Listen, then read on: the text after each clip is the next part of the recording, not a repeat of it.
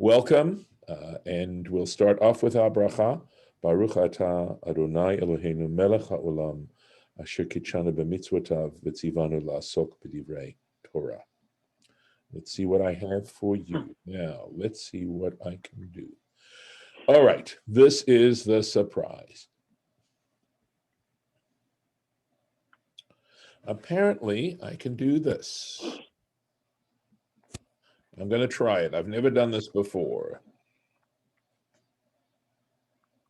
Well, that wasn't what I wanted. Okay, wasn't quite what I had in mind, but all right. That. Can you see that? That is the ephod. That is the ephod. I was sort of hoping that I could maybe split the screen. Maybe I still can. I don't know. Yeah, there's the Rashi there.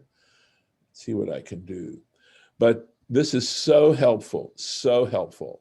So this is the ephod, right? That is actually the ephod. This is the cheshev ha-ephod. This is that cheshev that's described in the Torah as a cheshev. These are the straps that go over and this is the onyx stones, right? And the little, you'll see where they go, and this goes over the front of his shoulders. These are ribbons of blue, okay, that will attach to the, here we go. All right, got some other pictures for you. That is the tunic that he wears. This is his underwear, essentially. These breeches and the shirt, long sleeved, so you could see that. This is the sash that he used to tie around his tunic. And this is the ribbon that would make up the turban so that he'd wind that around. Let's see what else I have. Oh, there we go. This is the robe that he wore. And if I don't know that I can do this very well, but let me try. It's hard to see. Maybe I can get it big enough. We'll see. But there's the pomegranate, and you can hardly see it, but there's a bell. You can see a bell right there, and a pomegranate and a bell. And this is from this book by Moshe Levine. And so when he walked, he would tinkle, that he would actually make a tinkling sound. Let's see if I can. Are these representations that have been made today, or how old are these? Well, I think they were made by the person who designed the book.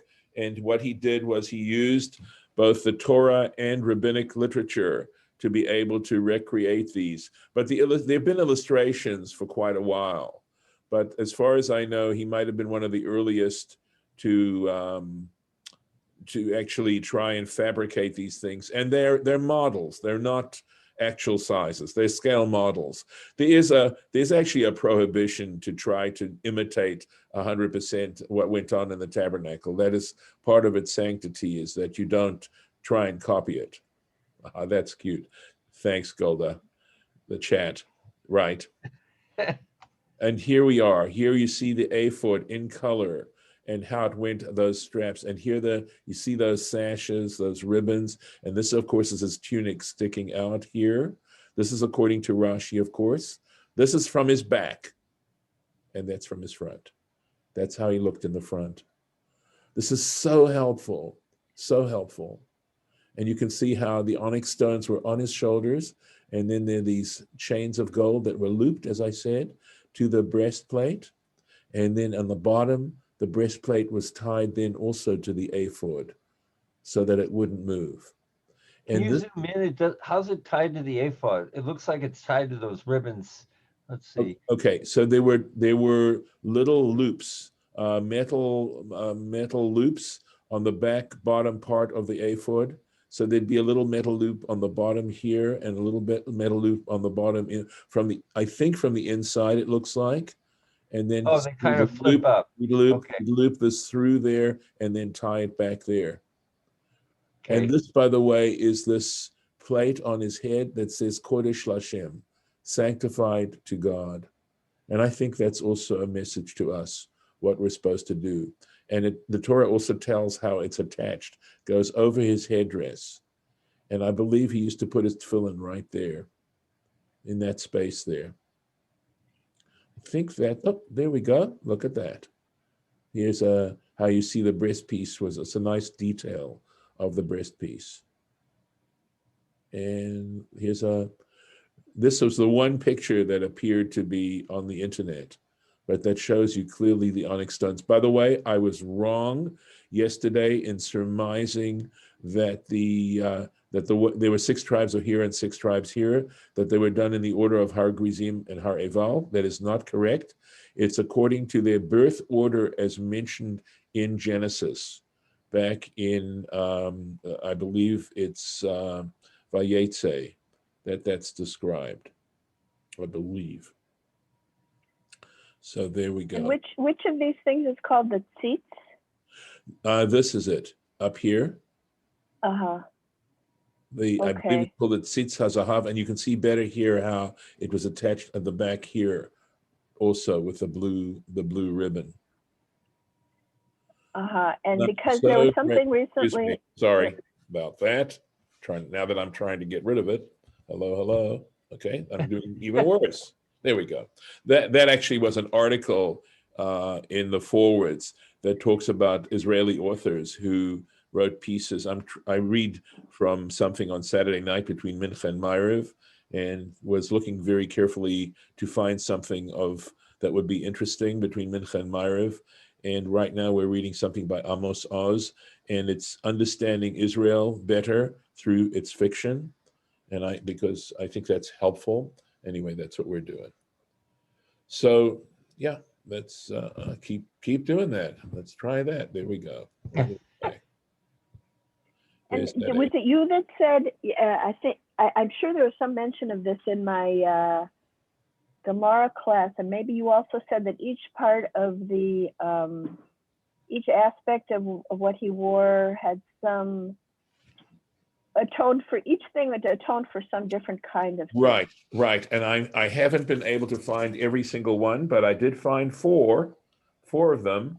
So the robe, the blue robe, evil speech. That's the tinkling of the bells, right? That words have an effect. Spoken words have an effect. The ephod, I was correct. It was idolatry. The choshen, the breastpiece, perversion of judgment, giving false judgments. These are it seems to me that every one of these have to do with a very serious perversion of human behavior that really has a major negative effect on human life. And the fourth one was the head plate, that seats that we referred to, arrogance. But I'd love to find the other ones as well, and I know I've seen them somewhere. I tried on the internet, just couldn't get what I was looking for. So I felt this would be really helpful. And what I was hoping to do, because we're continuing with a description now of the ephod, for you to have a picture of it. I don't know if I can, let me see something. If I can send it to you. I don't know if I can.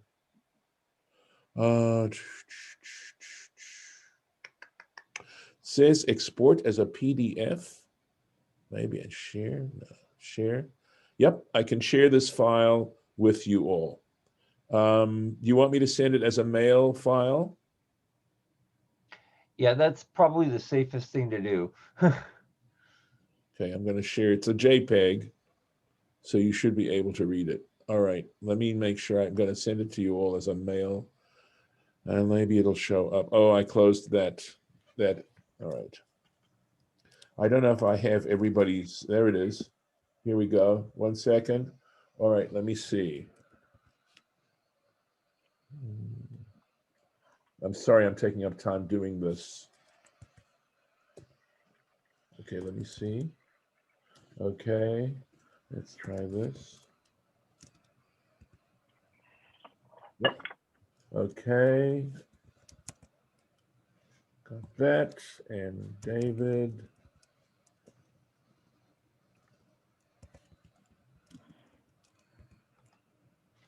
And let's see. Let's see who I'm missing. Let me stop the share a second. 1 second. Forgive me. Okay, I'm going to stop the share a second. Just, hopefully I can do this. Okay, right. Okay. And Judith, I'm going to make sure I have yours. Okay, a second here. Don't forget Lauren.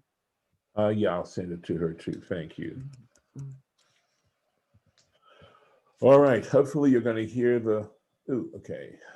Let's just give me a warning here. I'm calling this email the vestments of the high priest.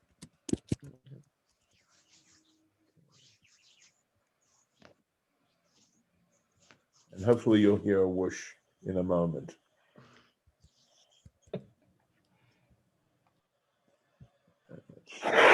Okay, I don't know if you heard that. I hope you did.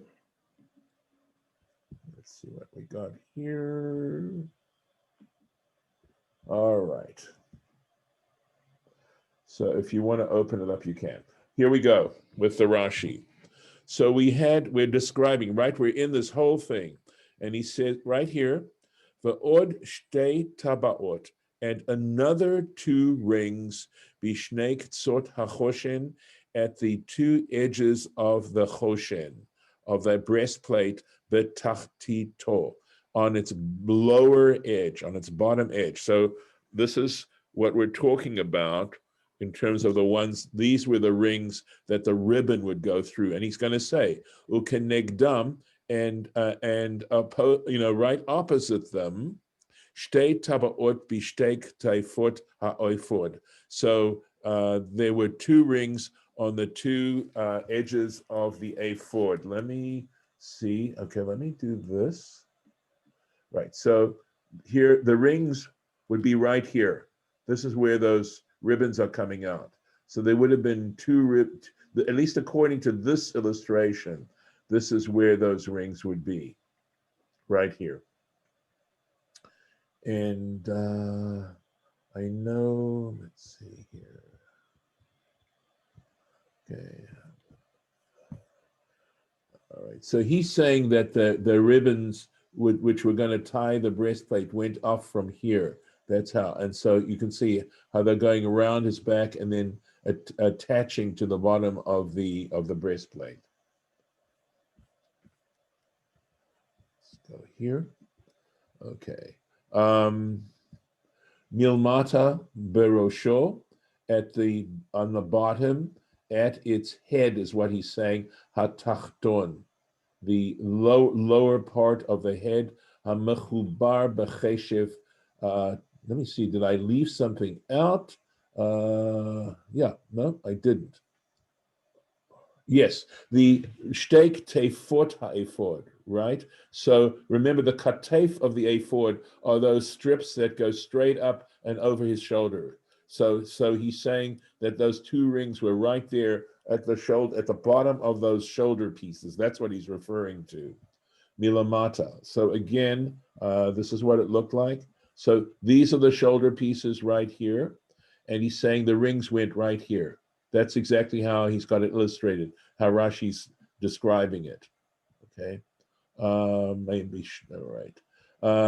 Berosho hatachton, at its lower edge, lower extremity, mechubar b'cheshev tabaot hachoshen, and then it is attached to the cheshev, that belt, tabaot hachoshen, and then the rings of this is a new sentence, the rings of the breastplate, el mul tabot ha'ephod, would then be right opposite in other words, on the other side of his body, but they were right opposite the rings of the ephod, shochvin ze al ze, they would lie one flat on top of the other, umerachsan, and he fastened betfil tchelet, with a blue ribbon, tachuv betabaot ha'ephod, which was inserted into the rings on the ephod, v'hachoshen, and then the rings on the breastplate, shehei tachtit hachoshen, that the lower extremity of the breastplate, davuk l'cheshev ha'ephod, would be attached to the belt, the cheshev of the ephod, v'lo yehei nad, so that it wasn't going to move, v'nivdal v'holech v'chozer. In other words, and separated then from the ephod. So the ephod and the choshen would be attached to each other by this blue ribbon, and as he walked, it wouldn't bounce back and forth against his chest. That's the point that Rashi's making. Are there any questions or any clarifications at this point? Or Yeah. So what does yeah. it mean by it lies flat? There was some part in there where you said Yeah, it lies okay. flat on top of it. Right. I didn't. Yeah, okay. Let me see if I can Okay. get, okay, let me see what I can do here with the illustrations. It's the breast. Yeah. Okay, so what it's saying, okay, is that it lay flat here against his chest. And also it lay, you can see that it also lay on, I think that's the last pic. Yeah, that's the last picture I have. Sorry. It's okay. But that's how it lays flat against him. So you can see this wouldn't be able to move outwards as he was walking. Couldn't flap against him, is the point that it's. Yeah. Think Okay, about, the rings- doing all the stuff that the high priest would have to do, Right, and he would get it into stuff. So Yeah, he did a lot of walking. He did a lot of moving. And okay, and then and it lines up with the rings in the back, right? Even though they're not on the same side, they're essentially, completely parallel to each That's other, the right? point That he's was the making. other. Okay. Correct. Okay. Got it. Yeah, no, good. All right. Stop. Okay, so back in the verse it said that they should be, here it goes. They should make the ephod zahav tchelet v'argaman, should be made out of gold, blue, purple, and crimson yarns, and linen, twisted linen, and made mashteh choshe, right? By an artisan, but actually I think Golda came up with a translation that made more sense, I think. I just don't remember what exactly you said, Golda, but I thought it was a good worked translation. in designs. Yes. Okay. Worked into designs. All And right. it kind of goes back with what's at the very end of the previous Truma, Mhm. because they're using the same color scheme for the socket, between the cube, all the posts and the enclosure for Right. That's correct. For the covering, the parochet that was between the holy and the holy of holies, and I think, and also the parochet that was in front of the Mishkan. which would make him belong to that. Yes. Yes. It's all one idea. Here we go. Zahav tchelet v'agaman v'tolach shani shesh moshzav. So gold, blue, purple, crimson yarns, and linen twisted. Here's how they made it. These were now the yarns that we're talking about. Chameshet minim halalu. These 5 different kinds of materials. Shizurin b'chol chut v'chut. They were all intertwined. Okay, so let's see how this is. So 1, 2, 3, 4, 5, right? So let's see. Okay. Meradedim et hazahav. They would beat out the gold, kamin tasim, into kinds of plates, into thin metal plates, dakim, very thin plates. The kotzetzin ptilim mehem, and they would they would incise out threads from the gold plate. The tavin otam, and they would weave them chut shel zahav. This is how they would intertwine the threads. A thread of gold im sheish chutin shel chelet, with 6 threads of the blue, the chut shel zahav, and a gold thread im sheish chutin shel argaman, with 6 threads of purple, v'chein b'tolat shani, and likewise with the crimson yarns, right? V'chein b'sheish, and likewise with the linen. B'chol haminim, on all the different types of thread. Chutan kaful shisha. Each one was doubled up six threads. The chut shel zahav, and a thread of gold. In kol echad ve'echad, with each and every one. So, you know what I was thinking of? 6 and 1, that the gold is Shabbat, and the other threads are possibly the regular days of the week. On the other hand, I'm just thinking of this, and also you had the linen thread, which would have been, I assume, a white linen threads, 6 white linen threads, which would represent the Yemei Chol, the regular days of the week, and those other colors, the three types of colored thread could represent the 3 pilgrim festivals, or the white could represent Rosh Hashanah and Yom Kippur. Because remember, it says on Yom Kippur, though your sins be red as scarlet, they shall be like white as snow. So I'm wondering to myself, as I'm thinking, it's not that I've read anything about this anywhere. It just seemed very suggestive to me, because Shabbat is a totally different kind of day from the other days. Okay, so just to finish this up, achar kach, and afterwards, shozer et kulam kechad. He then, after he's taken these threads, these individual strands, and fabricated them the way Rashi's just described, he then takes each one of those 4 different strands now, and he puts them all together. He now twines them all together, ke'echad, like one. Nimtza chutan, and now you find that the thread is kaful kafchet, that it's made up, each thread is made up of 28 strands. V'chein b'forash b'mesechet Yoma, this is detailed out in the tractate Yoma. V'lamad min hamikra, and he infers it from this mikra hazeh, from this scriptural verse, Vayirak'u et pachei hazahav. That is to say, they beat out the plates of gold, the kitzetz ptilim, and then they cut out threads, la'asot et ptilei hazahav, in order to make the gold threads. But toch hatchelet, in the midst of the blue, v'toch haragaman, and in the midst of the purple, etc., the gomer, etc. Lamadnu, so we can infer from this, shechut shel zahav, that a thread of gold, shazur, is twisted in kol min v'min, with each and every one of the other types of material.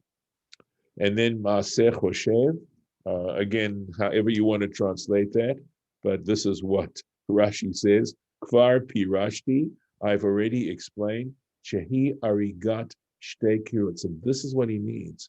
It is the weaving of 2 sides of the fabric, she'ein surat shnei evareha, that the design on either side, domot zulazu, do not resemble each other.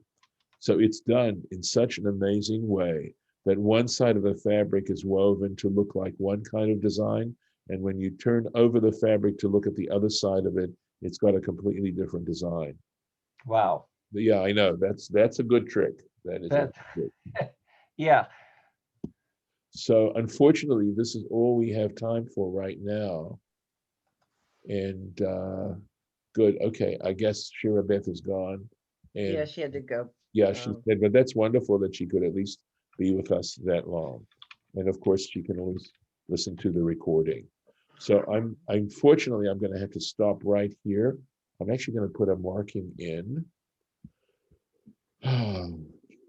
I have fabrics with these qualities that you're describing. Really? Huh. Yeah, my father was in the fabric business. Yes. And so from, 50 years ago up until for about 20 years, I collected many pieces of fabric from him that had been handed down from a man, Dr. Sharma from India. So, yeah, I have them in my cedar chest. Wow. That sounds really cool. So Lisa, is the gold actually a thread, or is it like Yeah. really thin wire? It's actually made into thread. I have some with thread. I have some with wire also, but I understand about, God, I forget the name of the cloth. I'll think of that too. Within the next week, I'll go in my cedar chest and I'll look for Ooh, examples and I'll bring them and show them. show and tell, yay. Bye, David. Bye, Dave. All right. Gonna stop the recording. And the breastplate